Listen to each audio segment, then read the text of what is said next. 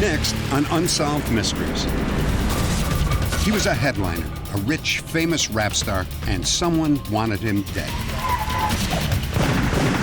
The unsolved murder of Tupac Shakur. A high-speed crash leaves 3 dead and a troubled young man on the run. Renowned pathologist Dr. Cyril Wecht believes that a young man's death ruled accidentally may have been murder. And close encounters with the creature known as Bigfoot. 5 stories of crime, deceit, and intrigue. I'm Dennis Farina, and for the next hour, it's Unsolved Mysteries.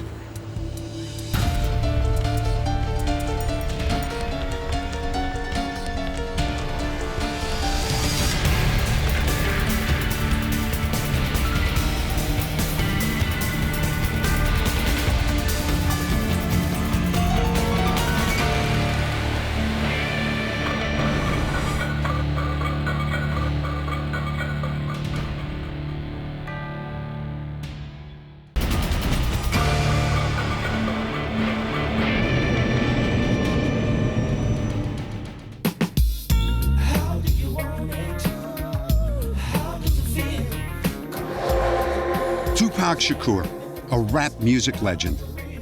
By the age of 25, he had cut 4 platinum albums and starred in 6 feature films. I thought he was a brilliant man. Thought he had a lot of vision, a lot of foresight.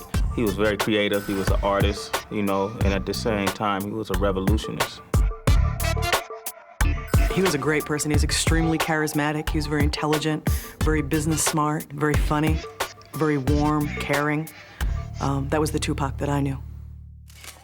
Despite his success, Tupac couldn't resist the lure of the streets.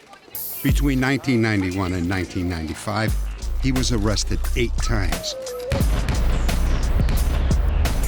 In 1994, he was shot 5 times and left for dead in the lobby of a recording studio. In 1995, he served 8 months in prison for rape.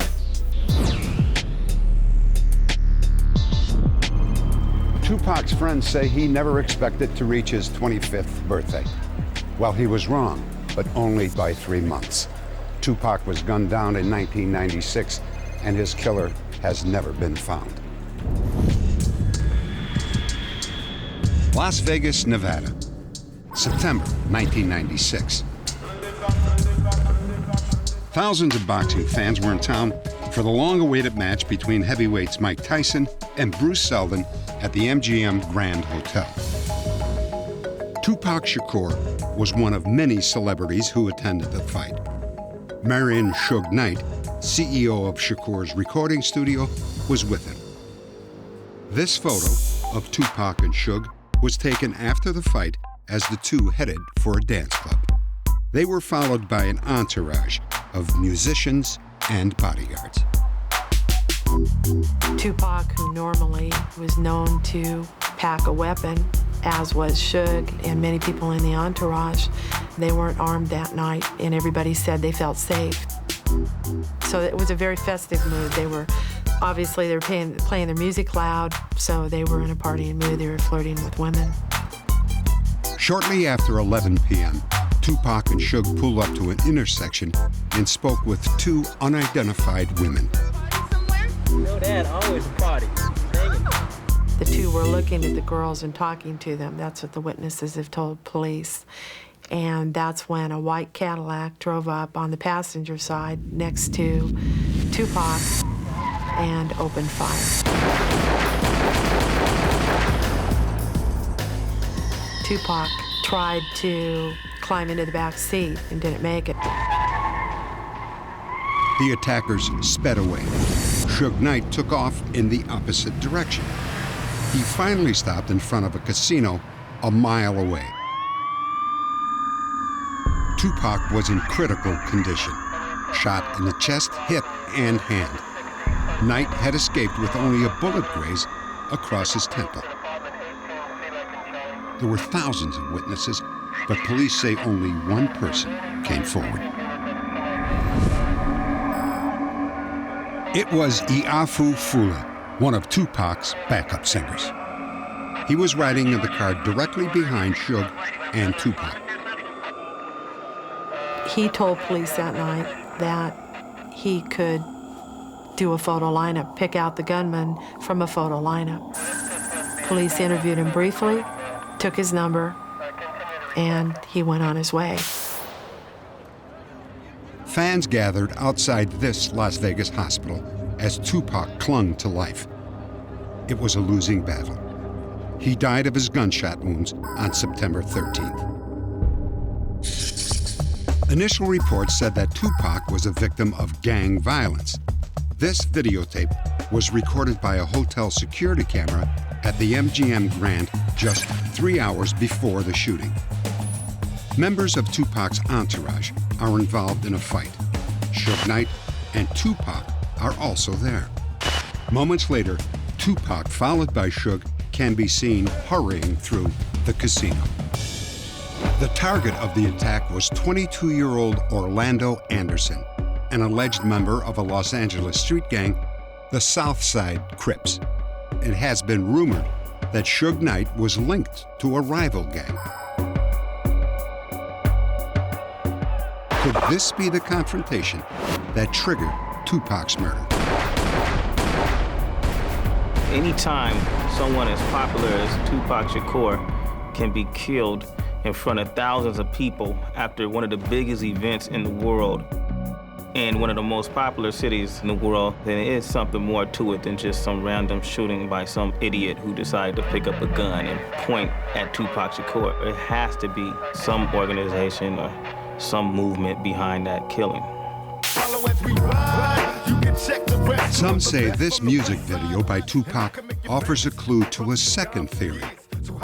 In the months before his death, Tupac was at the center of a heated dispute between East Coast and West Coast rappers.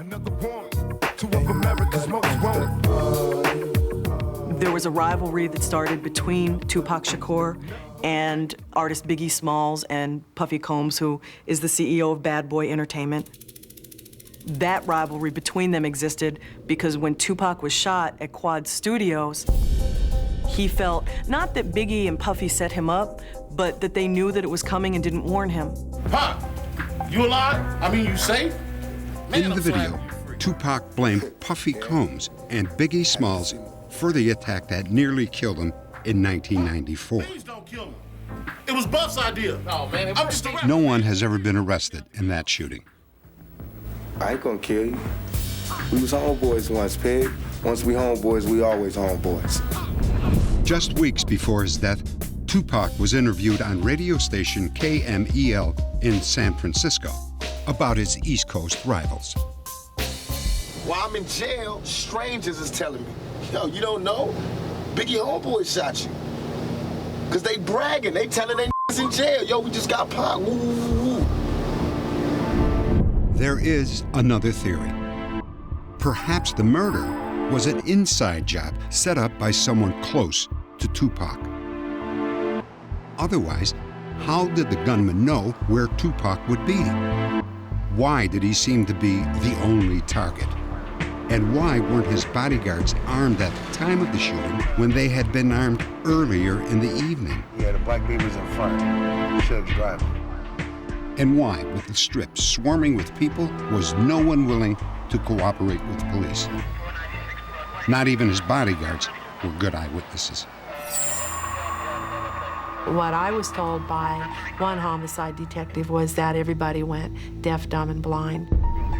They were surprised because they said, these are professional bodyguards. They're paid to guard Tupac, yet they didn't see anything.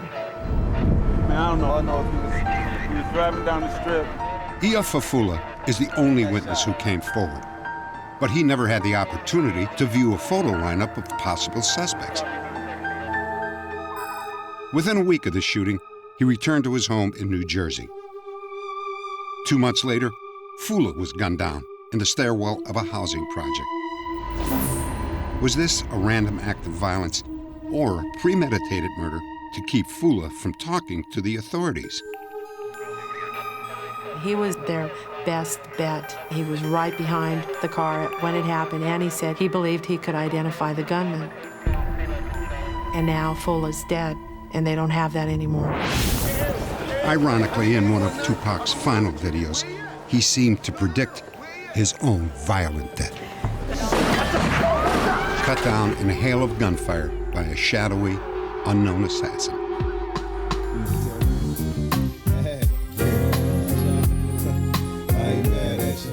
I don't know if we'll ever know who killed Tupac Shakur, but I do know that there's millions of people that are devastated by his loss. There was a lot of things people might consider bad about Tupac, but there was a lot of good things about Tupac, and we had yet to see all the good things that I believe could have came out of Tupac Shakur.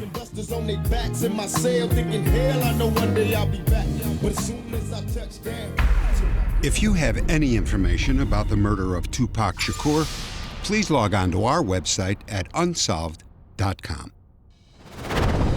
Coming up, an accidental death may prove to be a cover-up for murder. But first, a stroll in the forest becomes a close encounter with Bigfoot.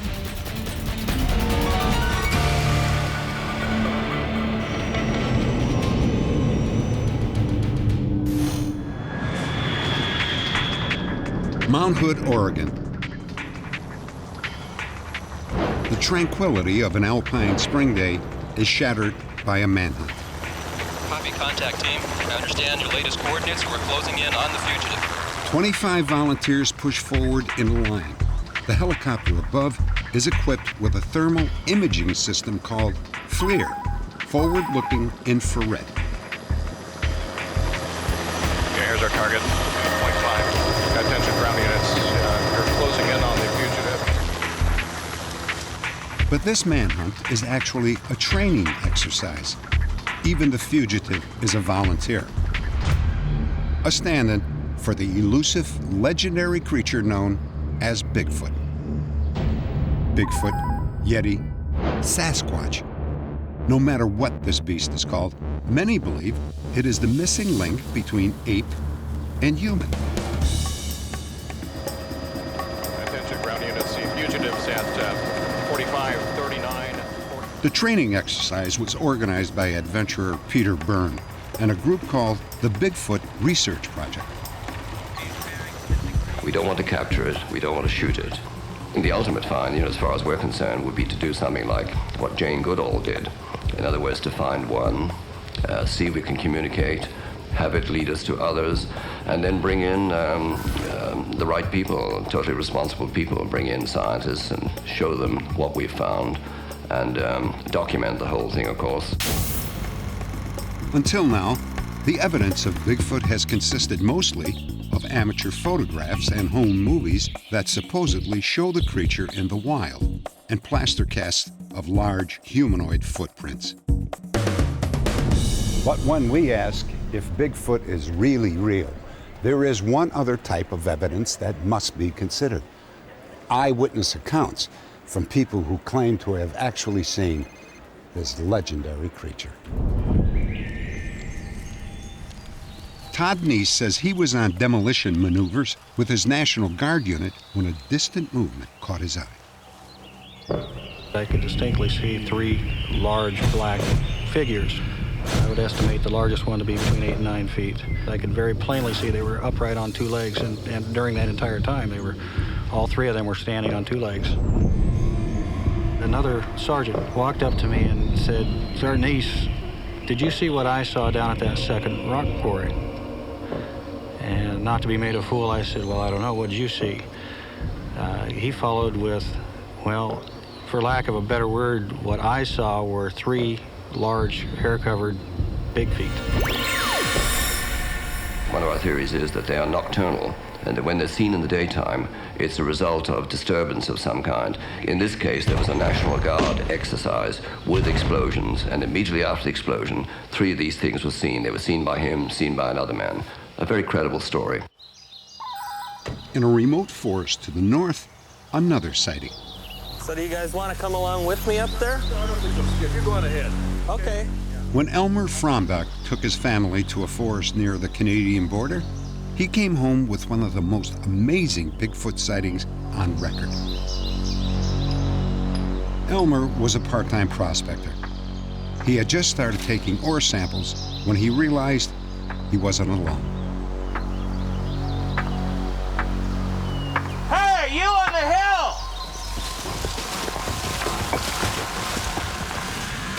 I thought at first I had triggered an avalanche of some type until I saw a big black hairy mass right behind all of those rocks and twigs. And at that time I kept thinking in my mind, I've got to find a way to scare it.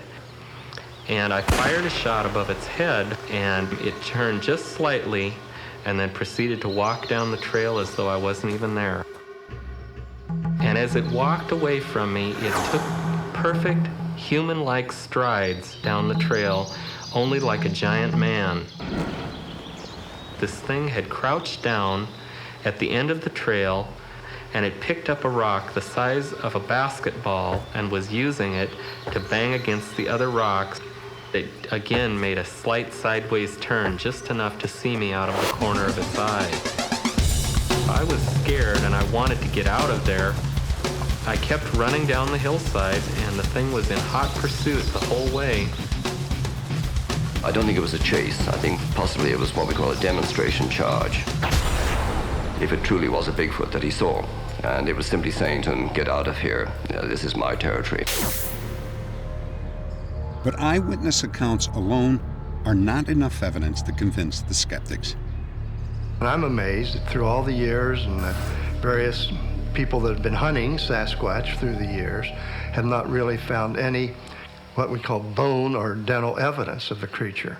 That to me would be very satisfying. You can talk to people who lived out here 50 years, never found a dead bear, never found a dead cougar, a dead deer, maybe. But when something dies, it's eaten, just as in East Africa. When a 8-ton elephant dies, in 72 hours it completely disappears. This is nature's way. Does a species of ape-like creatures roam the Pacific Northwest? The eyewitnesses we interviewed are convinced that Bigfoot is real. And they hope that the scientists will soon take notice. What I saw there was a living creature and not some figment in my imagination.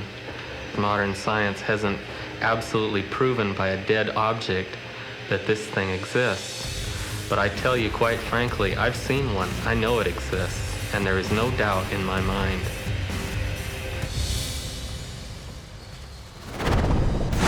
Coming up, was it a death threat or a possible prison sentence that sent Fred Russell on the run?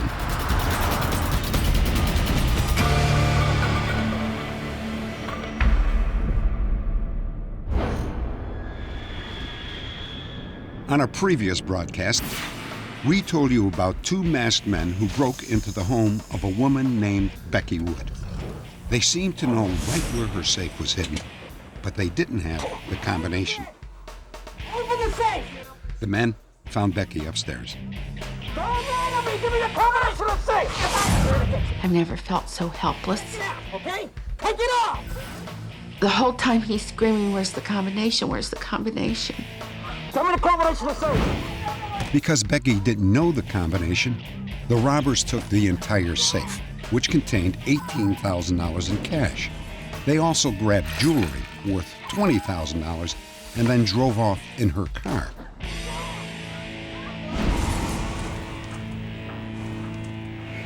When Becky's jewelry turned up in a pawn shop, it was traced to a man named Gary Noble. Police soon learned that Gary Noble's brother, Ted, had once worked for Becky's family. By then, the Noble brothers had dropped from sight. They had made statements that they had no intention of being taken alive if confronted by law enforcement. The way we entered our warrants is with extreme caution on the two of them. Update. After our broadcast, the caller reported that Gary Noble was working at a construction site in Nashville, Tennessee, 500 miles from Becky's home. They sent an agent out there, and as he was pulling in, Gary was pulling out. He got caught in traffic, and by the time he caught back up with the car, there were 2 people in the car. They got into a chase. Eventually, they ended up having to ram the car in order to get Gary and Ted to stop, and then they placed him under arrest. The brothers were arrested after 18 months on the run. I was shocked that it all came around like it did.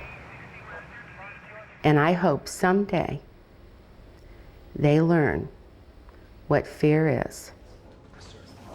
And I hope they get what's coming to them. Ted and Gary Noble both pled guilty to all charges. Each received a sentence of 3 to 15 years in prison. They served their time and have been released.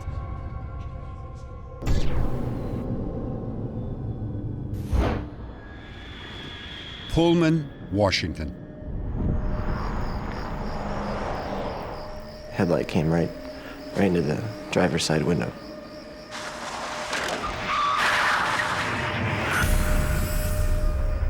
And that's pretty much the last thing I remember. And then I woke up about 10 minutes later, I had glass in my eyes. I couldn't really see much just because of all the glass. And I just kind of looked around and kind of clicked to me that there's no way everybody could have made it out of there. And saw my friends on the road. It was ugly. It was real ugly. Matt Wagner survived a horrific 4-car accident, but 3 of his friends were not so lucky. Brandon Clements, Ryan Sorensen, and Ryan's girlfriend, Stacy Morrow, were all killed instantly. Stacy was my daughter, Stacy Gretchen Morrow. She was 21, gonna turn 22, a student at Washington State University, and just one of the most beautiful young ladies I ever knew. Police believe that 22-year-old Fred Russell caused the accident by driving recklessly. He was charged with 3 counts of vehicular homicide and 4 counts of vehicular assault.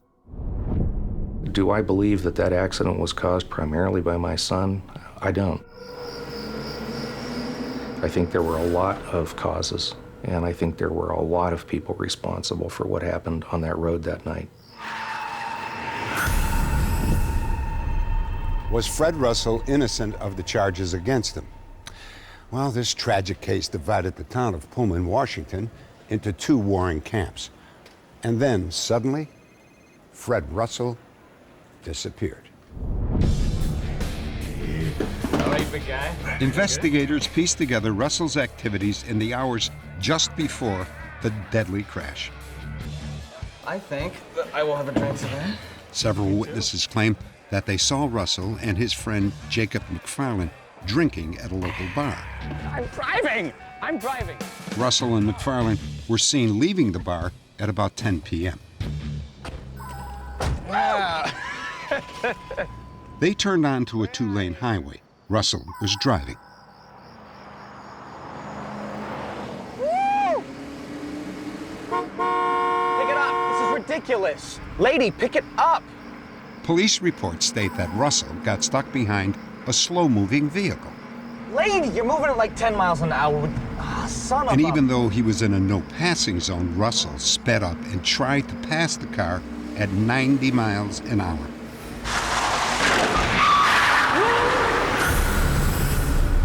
Police believe that his Chevy Blazer first struck a Geo Prism heading in the opposite direction. And then the Cadillac, carrying Matt Wagner and 6 of his best friends. 3 were dead, 3 others critically injured.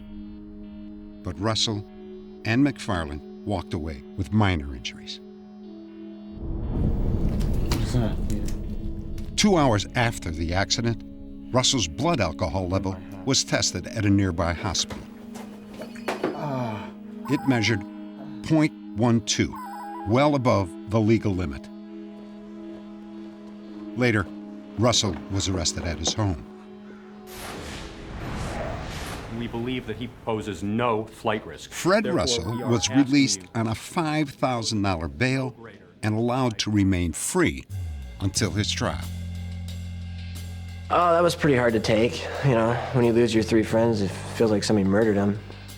Kind of feel like the guy should be behind bars right away, and he shouldn't be able to be out in public anymore. That the bail is so low as to be nothing other than a slap on the wrist is almost insulting to victims and their families. Fred's legal team prepared for his defense. They filed a motion disputing the blood alcohol findings and questioned whether he was really responsible for the accident. I was shown toxicology reports of the deceased driver of the Cadillac that indicated there were drugs and alcohol in his system. I was shown toxicology reports of other occupants that showed that there were drugs and alcohol in their systems as well, meth and marijuana. There was absolutely nothing in the system of the decedents that contributed in any way either to the collision or to their subsequent death. I think that the accusation by Greg Russell that is clearly intended to cloud the issue of his son's responsibility in this case is sinful. The community was outraged. Fred Russell and his supporters claim that he started to receive threats. You're gonna go to prison for a long time, you worthless piece of trash. You're a scumbag, you're a loser, you're gutter. The death threats that he indicated that he received were 2 phone calls in July, early July. Every person you've killed. I hope someone puts a bullet in your head. I hope if your mom's still alive, her throat's cut. And then we received information that a card was left at the front doorstep of the residence that he was at, indicating that he wouldn't live to see his trial. 4 weeks after receiving that threat, Russell disappeared. A few days later, local newspapers received copies of a letter signed by Fred Russell. In part, it read, I left because I had no choice. Since the first day after the tragic accident, horrible things have been printed about me. Now people are so enraged that they would rather see me dead than receive a fair trial. I maintain my innocence, but my life has been repeatedly threatened, so I cannot stay. Update. After more than 5 years on the run, Fred Russell was captured in Dublin, Ireland. Acting on information from the U.S. Marshals, Irish police arrested Russell in a Dublin clothing store. He was working at the store as a security guard. He was brought back to the U.S. for trial. Russell was found guilty on 3 counts of vehicular homicide and 3 counts of vehicular assault. He received the maximum sentence, 14 years and 3 months in prison. He served his time and has been released. Next, forensic testing by noted pathologist Dr. Cyril Wecht reveals that the accidental death of a college student may have actually been murder.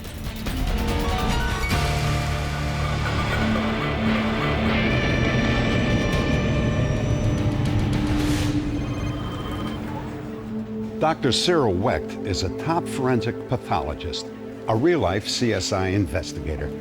He has worked on thousands of cases, but there's one case that continues to haunt him: the death of a 20-year-old college student.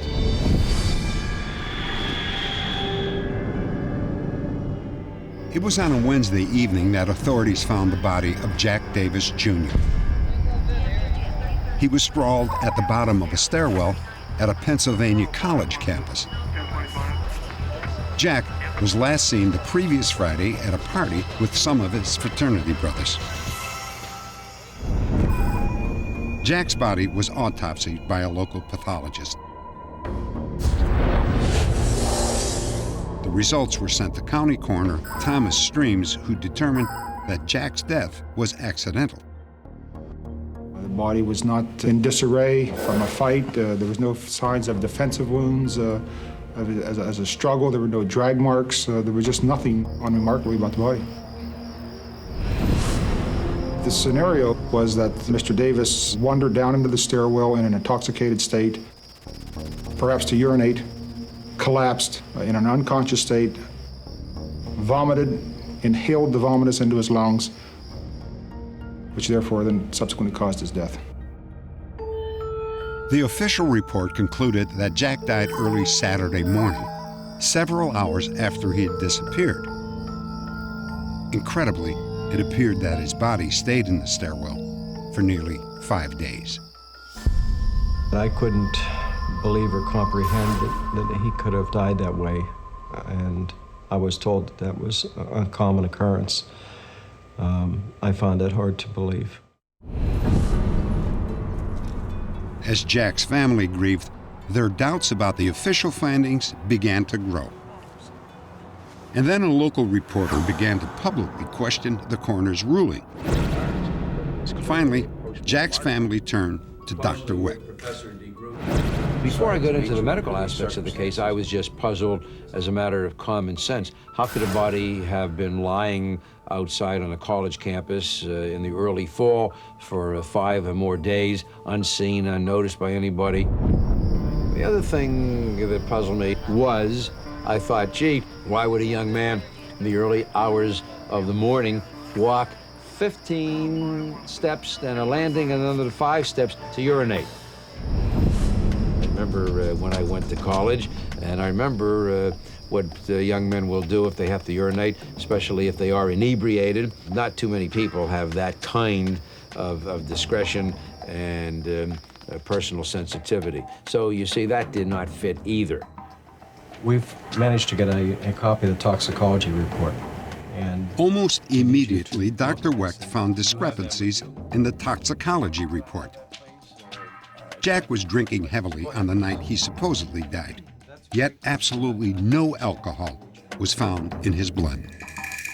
Whatever level you have at the time of your death will be the level that will be found later on. In order for him to have wound up with no alcohol in his blood at the time of his death, he would have had to have been alive for about 30 hours. The fact then that there was no alcohol in his blood indicates to me that he did not die at that time when they theorized he had fallen down the steps. Dr. Wecht found other evidence as well.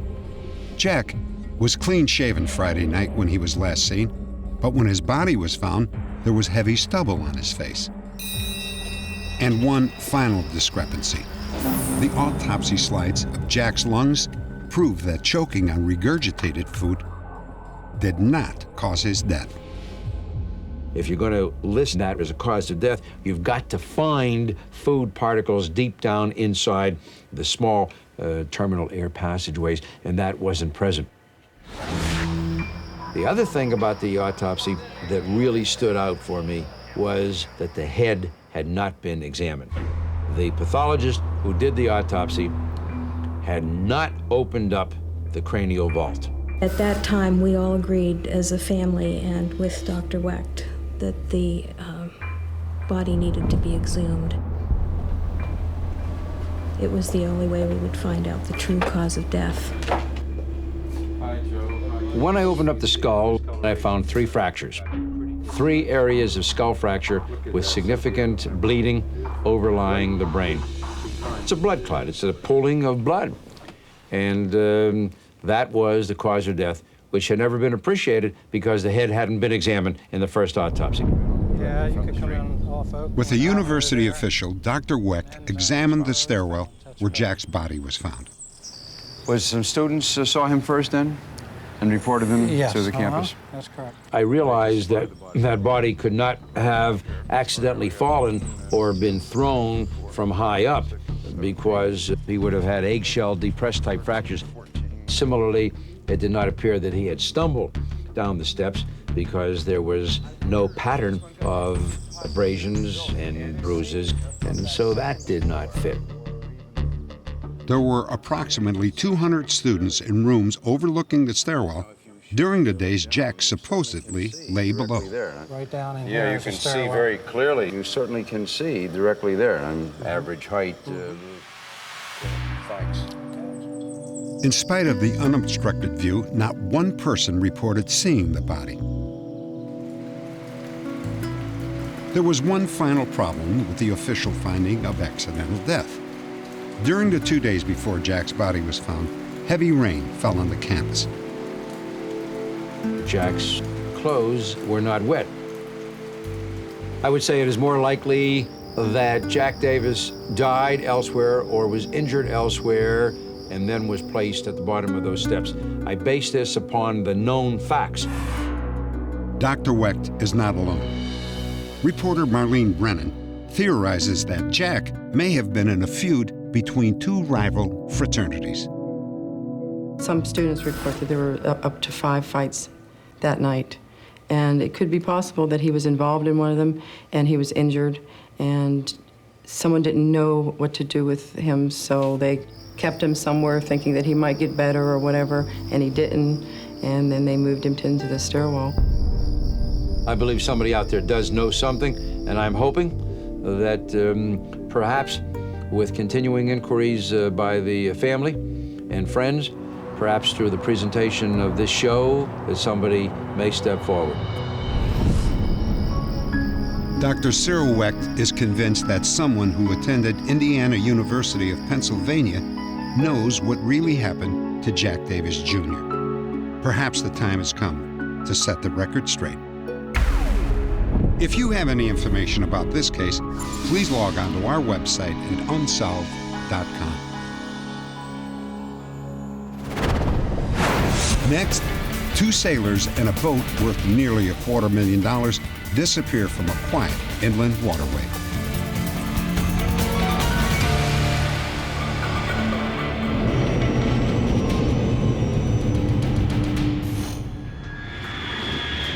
Goose Creek, South Carolina.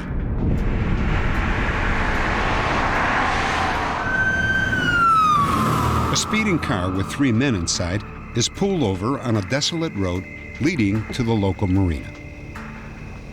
I approached the vehicle on the driver's side and said, "Good evening, could I see your license and registration?" At that point, I got virtually no response.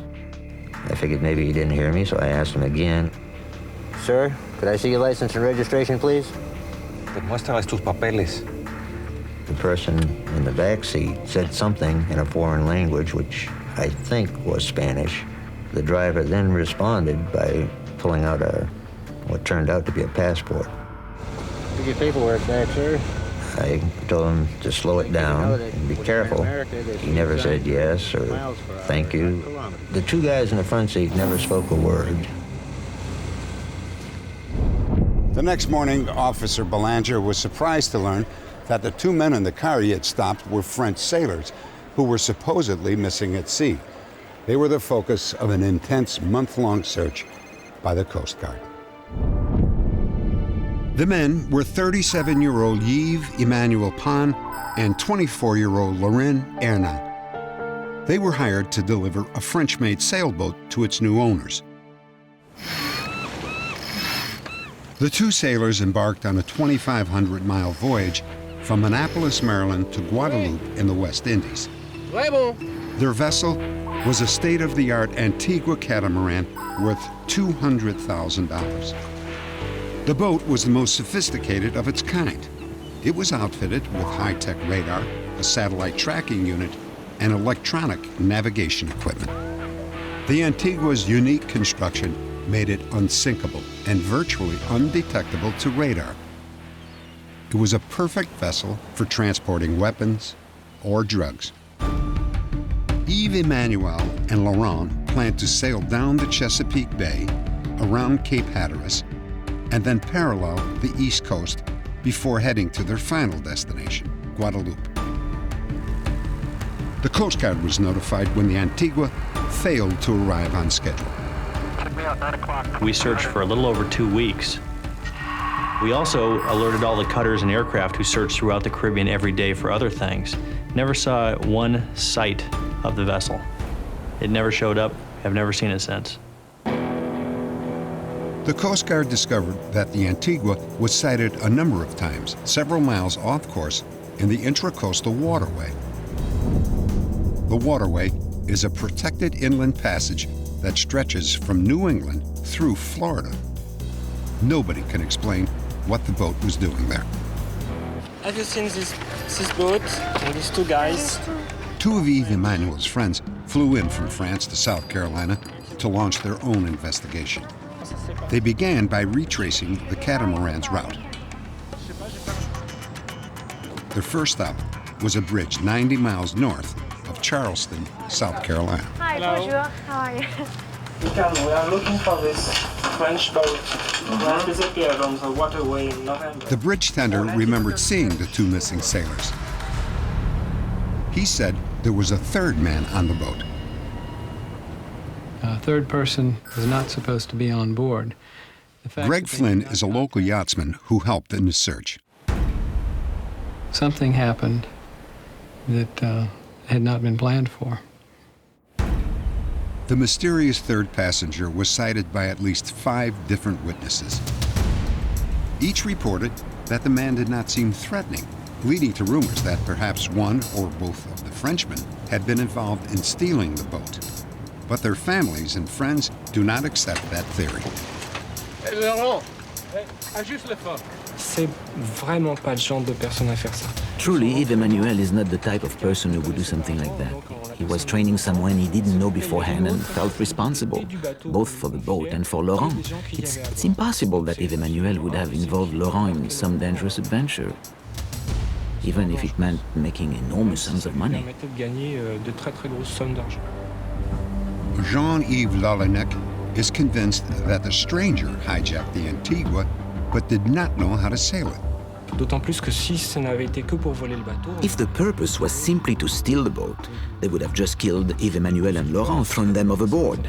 There must have been a reason for keeping them alive, and logically, that seems to be just to keep the boat going. Were the two French sailors held against their will? Or did they, though it seems unlikely, fool everyone and make off with a $200,000 prize? If you have any information about this case or any of the other cases we profiled tonight, please log on to our website at unsolved.com.